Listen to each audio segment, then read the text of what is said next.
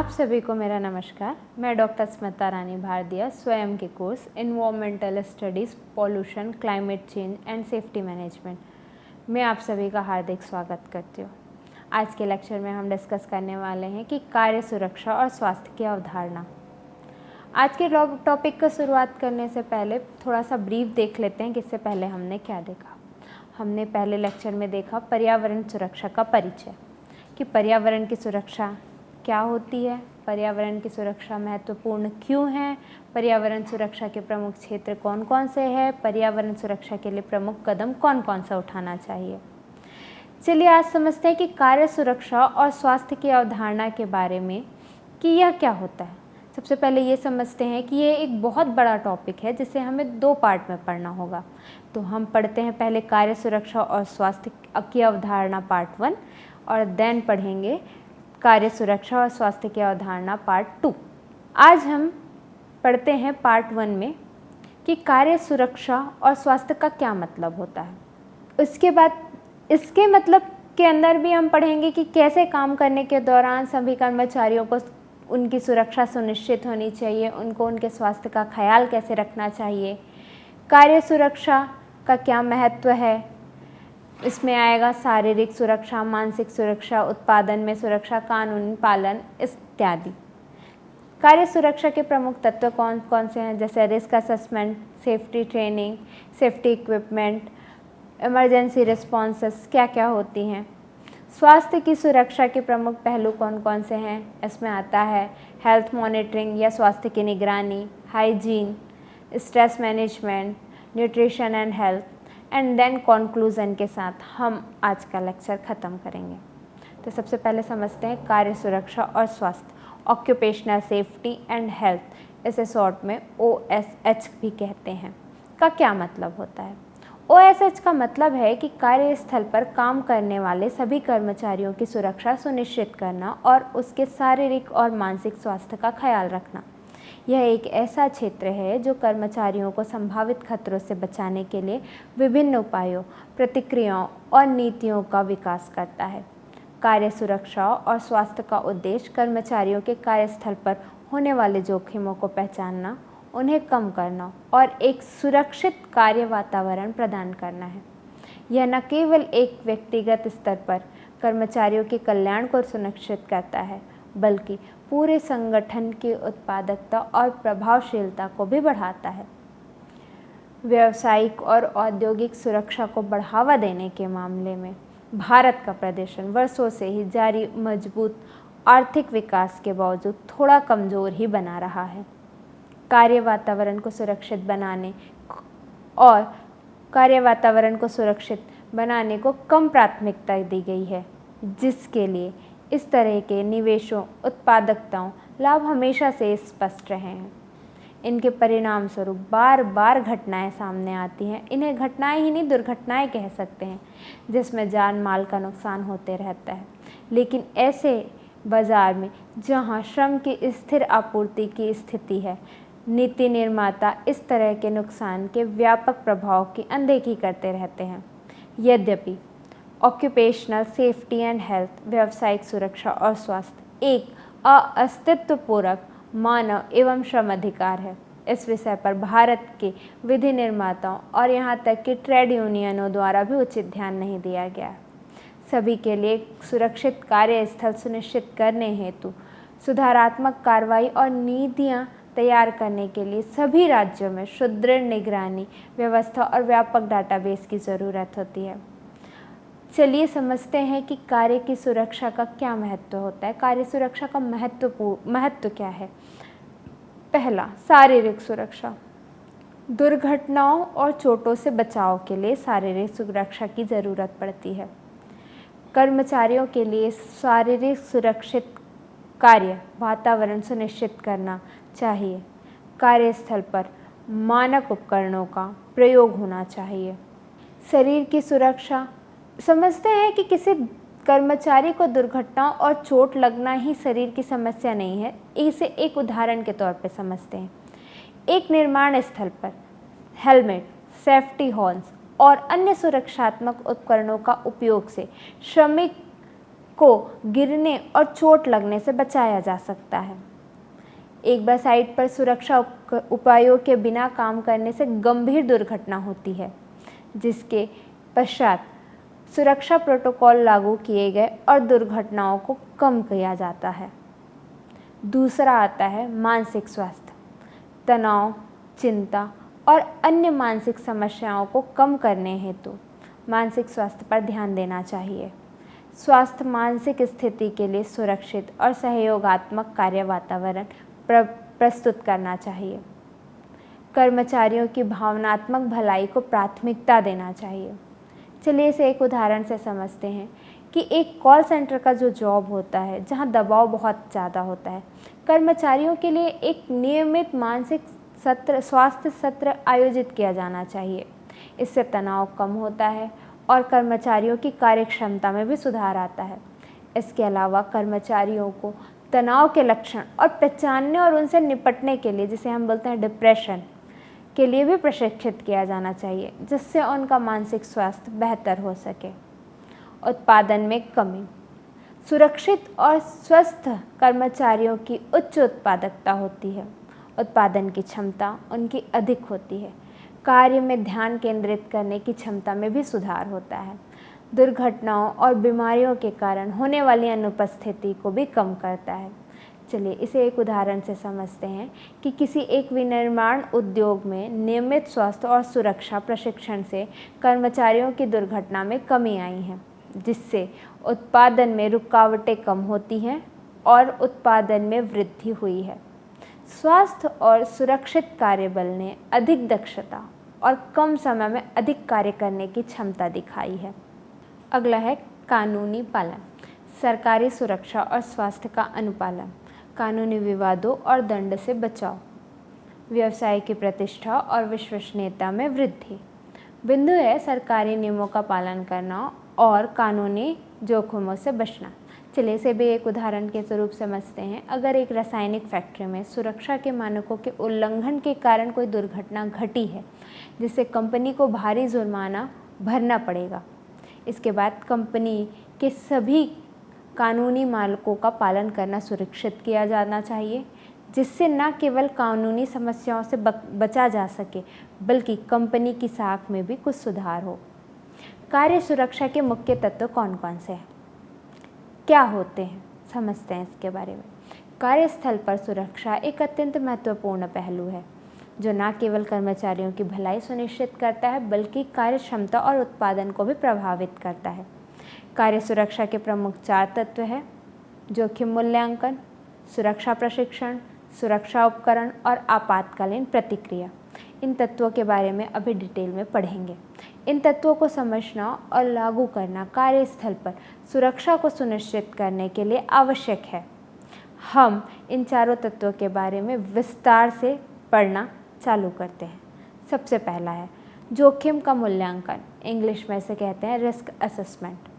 जोखिम मूल्यांकन वह प्रक्रिया है जिसके द्वारा कार्यस्थल पर संभावित खतरों और जोखिमों की पहचान की जाती है।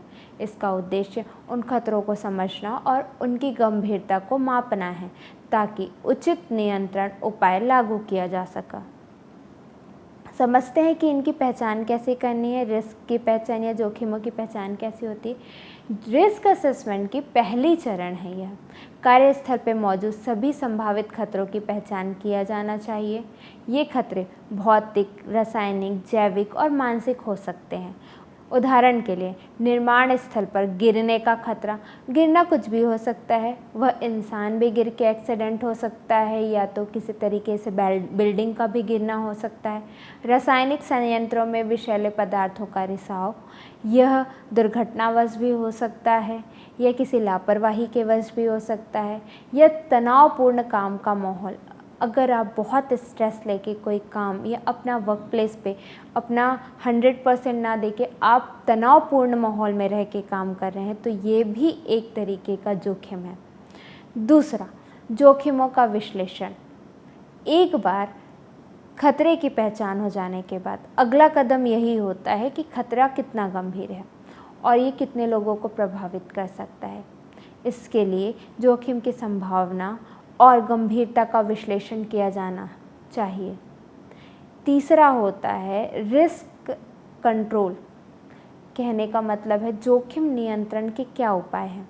जोखिम मूल्यांकन के अंतिम चरण और तीसरे चरण में उन उपायों को लागू किया जाता है जो खतरों को कम करने या पूरी तरह से समाप्त करने के लिए आवश्यक होता है। इन उपायों में प्रक्रिया में बदलाव, सुरक्षा उपकरणों का उपयोग या कर्मचारियों का विशेष प्रशिक्षण देना शामिल हो सकता है। समझते हैं थोड़े से इसमें उदाहरण के साथ। निर्माण क्षेत्र में जोखिम मूल्यांकन के अंतर्गत कार्यस्थल पर गिरने, बिजली के झटके और भारी सामग्री से संबंधित खतरों की पहचान की जा सकती है। उदाहरण के लिए लंदन में एक निर्माण साइट पर हाल ही में एक गिरने से एक घटना हुई है जिसमें एक श्रमिक घायल हो गया। इस घटना के बाद निर्माण कंपनी ने एक व्यापक जोखिम मूल्यांकन किया और गिरने के खतरे को कम करने के लिए सुरक्षा गार्ड और बेहतर बैरियर की स्थापना की। ऐसे ही समझते हैं जयपुर तेल डिपो में आग वर्ष 2009 में लगी। एक तेल के भंडारण केंद्र में आग लगने से 12 लोगों की मृत्यु हो गई और 5 लाख से ज़्यादा लोगों को बचाया जा सका। इस दौरान उचित आपदा प्रबंधन का भी अभाव एक बड़ा मुद्दा रहा। समझते हैं जयपुर में जब तेल का रिसाव हुआ, 12 लोगों की मृत्यु हुई। कहीं ना कहीं इस जोखिम का मूल्यांकन होना था, इस जोखिम का असेसमेंट होना था। वैसे ही एक और वर्ष था 2009 में ही कोरबा की चिमनी का कांड। कमज़ोर निर्माण प्रवृत्तियों के कारण निर्माणाधीन चिमनी ढह गई जिससे 45 श्रमिकों की मृत्यु हो गई। रिस्क असेसमेंट इसे ही कहा जा सकता है कि होने वाले खतरे को कैसे भापा जा सकता है। अगला और दूसरा मेन आता है सेफ्टी ट्रेनिंग।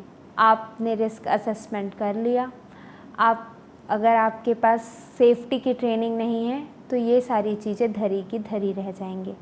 सुरक्षा प्रशिक्षण कार्यस्थल पर सुरक्षा के प्रति कर्मचारियों की जागरूकता और समझ को बढ़ाने के लिए अत्यंत आवश्यक है। यह प्रशिक्षण न केवल दुर्घटनाओं और चोटों को कम करने में मदद करती है बल्कि कर्मचारियों को उनके अधिकार व जिम्मेदारियों के बारे में भी बताती है। प्रशिक्षण की योजना। सुरक्षा प्रशिक्षण की योजना बनाते समय यह सुनिश्चित करना चाहिए कि आवश्यक विषयों को शामिल किया जाए। इसमें सबसे पहले सामान्य सुरक्षा के नियम, उसके बाद आपातकाल में क्या प्रतिक्रिया होनी चाहिए और विशेष टाइप के जोखिमों के लिए क्या प्रशिक्षण होना चाहिए। दूसरा, प्रशिक्षण की विधि। प्रशिक्षण विभिन्न विधियों से प्रदान किया जा सकता है, जैसे कि कक्षा में प्रशिक्षण हो सकता है, ऑनलाइन मॉड्यूल के थ्रू हो सकता है, व्यावहारिक डेमोन्स्ट्रेशन के थ्रू हो सकता है।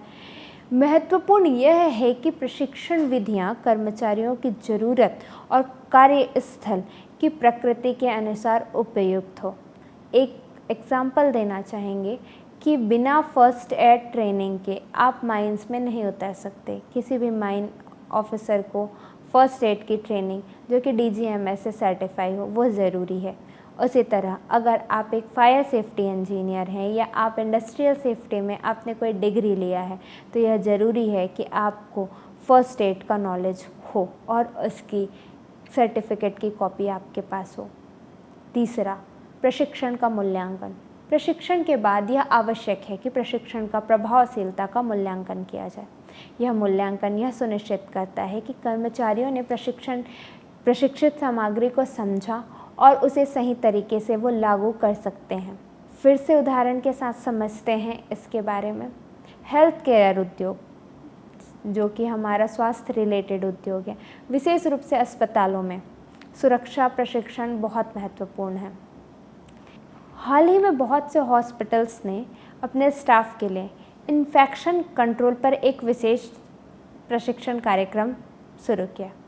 इस प्रशिक्षण में स्टाफ को संक्रमण की रोकथाम, स्वच्छता मानक और व्यक्तिगत सुरक्षा उपकरणों के उपयोग पर ध्यान केंद्रित कराया गया।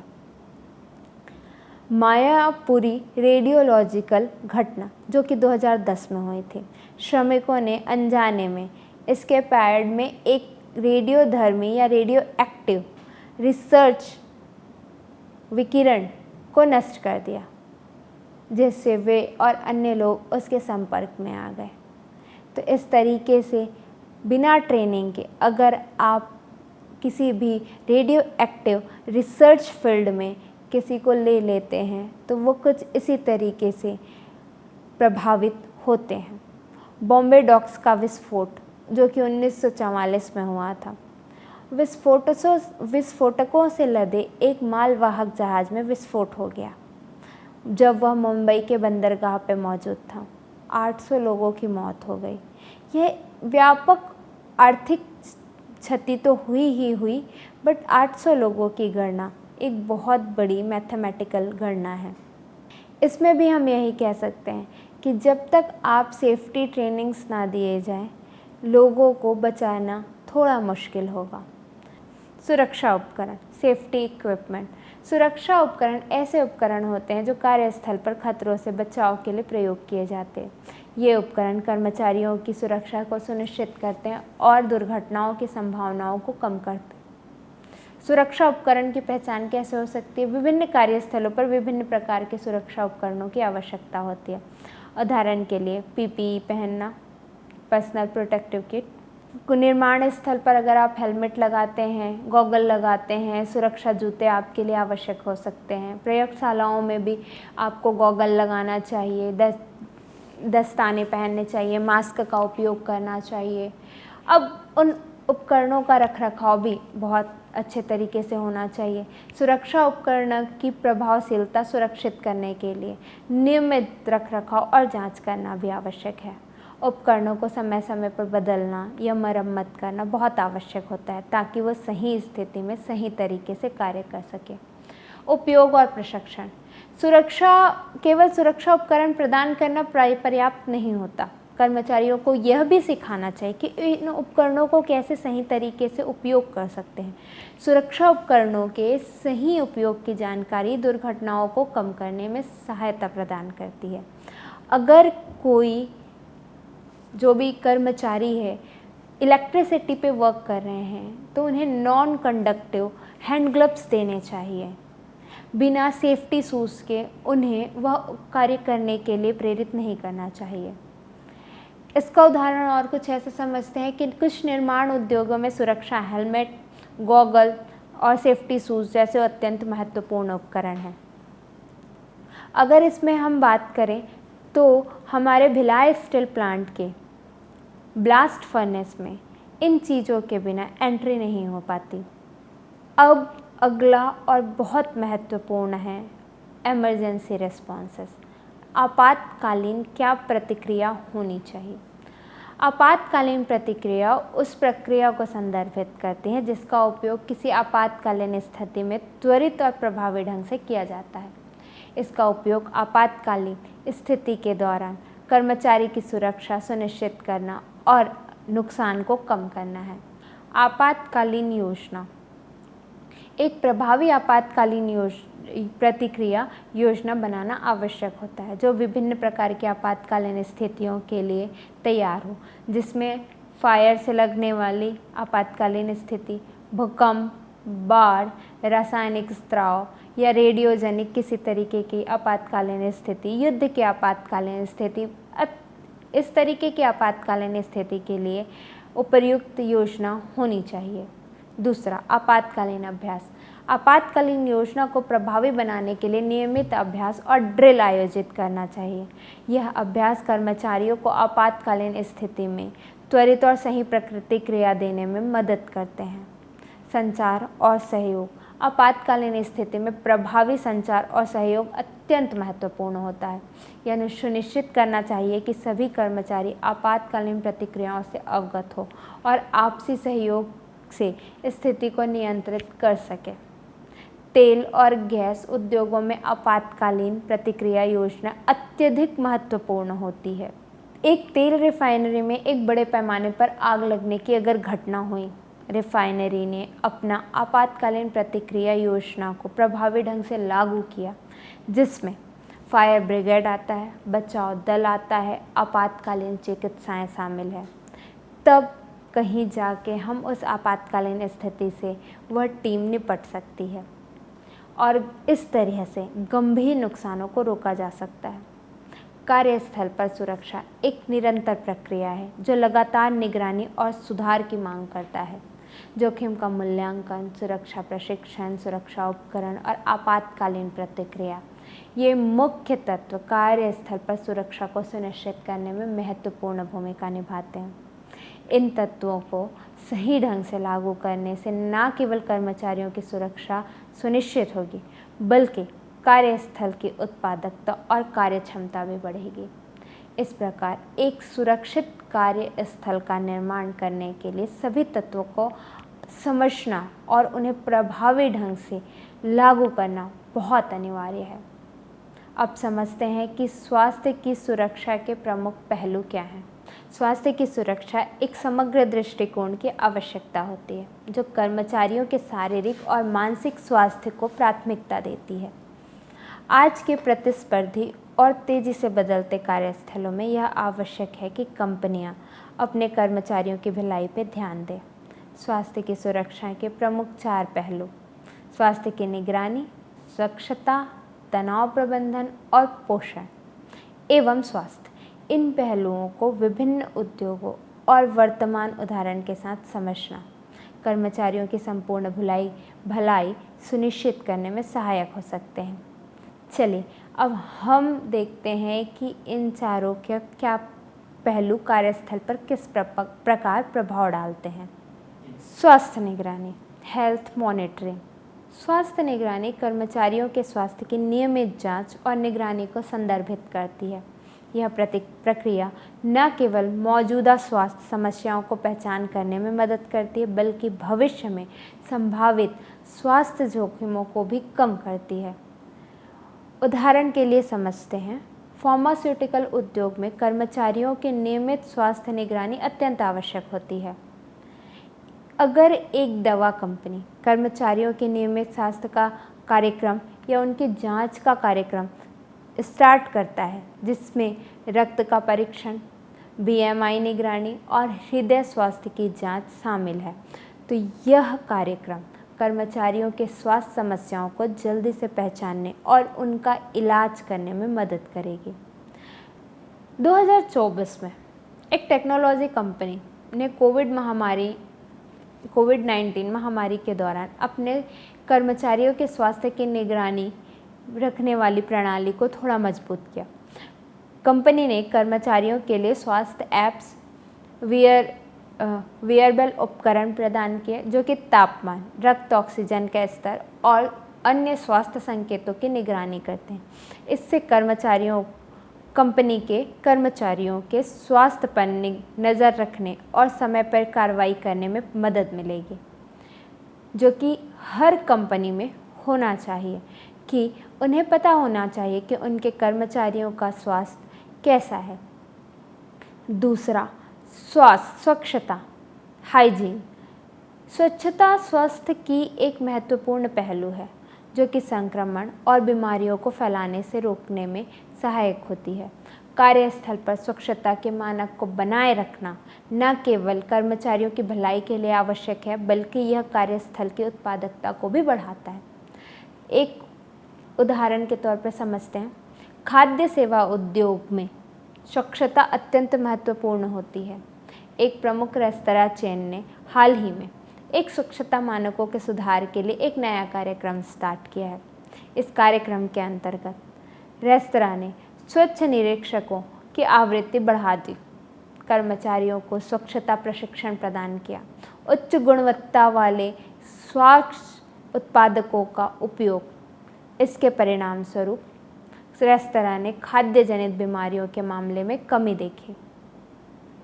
2024 में अगर हम बात करें तो कोविड-19 के दौरान कोविड-19 के प्रचार प्रसार को रोकने के लिए एक व्यापक स्वच्छता अभियान चलाया गया।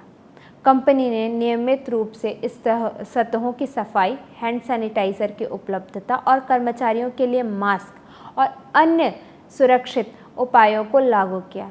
इस अभियान के द्वारा कोविड-19 की कमी या कि संक्रमण के दर में काफ़ी हद तक कमी आई, जो कि अत्यंत आवश्यक था, क्योंकि कोविड-19 एक महामारी थी जो कि हैंड सैनिटाइज़र और वायु के द्वारा विषाणुओं के फैलने से होती थी। तीसरा, स्ट्रेस मैनेजमेंट। तनाव प्रबंधन कार्यस्थल पर मानसिक स्वास्थ्य को बनाए रखने के लिए अत्यंत आवश्यक होती है। उच्च तनाव स्तर कर्मचारियों की उत्पादकता को प्रभावित कर सकता है और दीर्घकालिक स्वास्थ्य समस्याओं का कारण बन सकता है।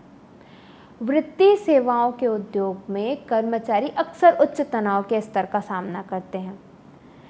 अगर हम बात करें तो प्रमुख कुछ बैंकर्स कर्मचारियों के लिए तनाव प्रबंधन का कार्यक्रम शुरू किया जाना चाहिए, जिसमें योग की कक्षाएं, ध्यान सत्र और तनाव कम करने की तकनीकें शामिल होनी चाहिए।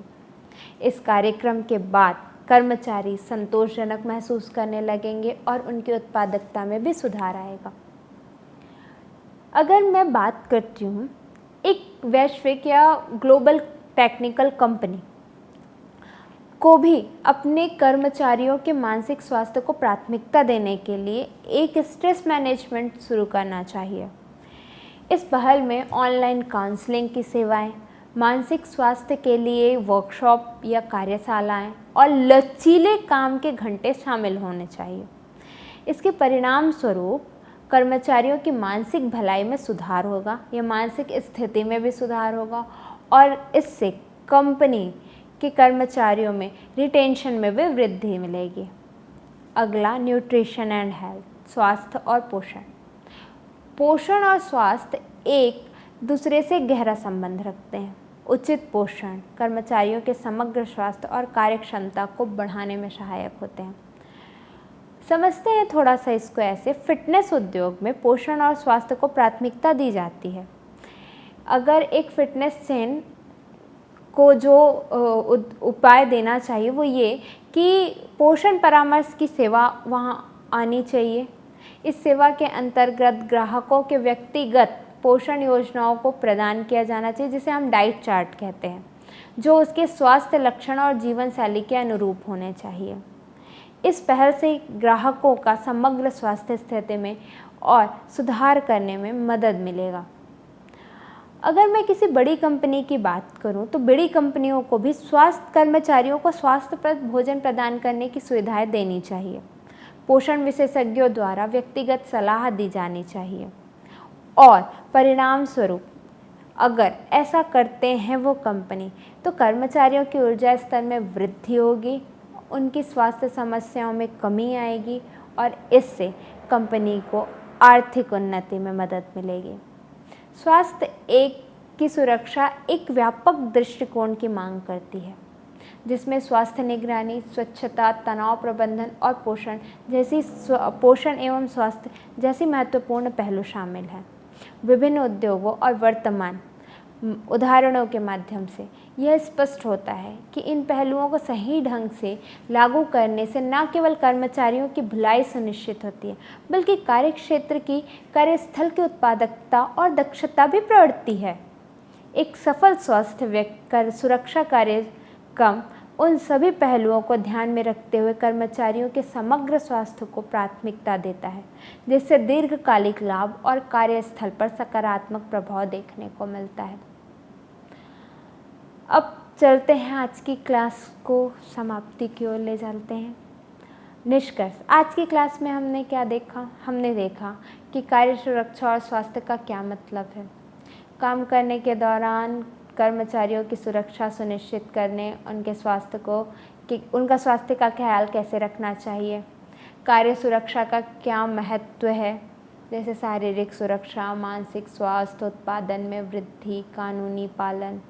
कार्य सुरक्षा के प्रमुख तत्व कौन कौन से थे? Risk assessment, safety training, safety equipment, emergency response. फिर समझे हमने कि स्वास्थ्य की सुरक्षा के मुख्य पहलू क्या हैं, तो स्वास्थ्य की निगरानी, hygiene, stress management, nutrition and health, पोषण और स्वास्थ्य। अब समझते हैं कि स्वास्थ्य सुरक्षा के 4 प्रमुख जो पहलू है, स्वास्थ्य की निगरानी, स्वच्छता, तनाव प्रबंधन और पोषण और स्वास्थ्य, प्रत्येक का कार्यस्थल पर बहुत महत्वपूर्ण प्रभाव पड़ता है। स्वास्थ्य निगरानी के माध्यम से कर्मचारियों की स्वास्थ्य की नियमित जांच और निगरानी की जा सकती है, जिससे संभावित स्वास्थ्य समस्याओं का जल्दी पहचान और इलाज संभव होता है। फार्मास्यूटिकल्स उद्योग में नियमित स्वास्थ्य जांच कर्मचारियों को स्वस्थ बनाए रखने में सहायक होते हैं। कार्य सुरक्षा और स्वास्थ्य में क्या चुनौतियां आती है, जैसे सूचना का अभाव होता है, अपर्याप्त सुरक्षा का उपाय होता है, मानसिक स्वास्थ्य की अनदेखी होती है, ये सारी चीज़ें भी पढ़ेंगे हम। इसके अलावा इसका क्या समाधान है, क्या सुझाव है, कैसे आप इसके बारे में प्रभावी नीति निर्माण होना चाहिए, स्वास्थ्य सेवाओं की उपलब्धता वगैरह कैसी होनी चाहिए, इन सब चीज़ों के बारे में पढ़ेंगे। और फिर इतनों का निष्कर्ष के साथ हम इस अगले लेक्चर को भी समाप्ति की ओर ले जाएंगे। धन्यवाद।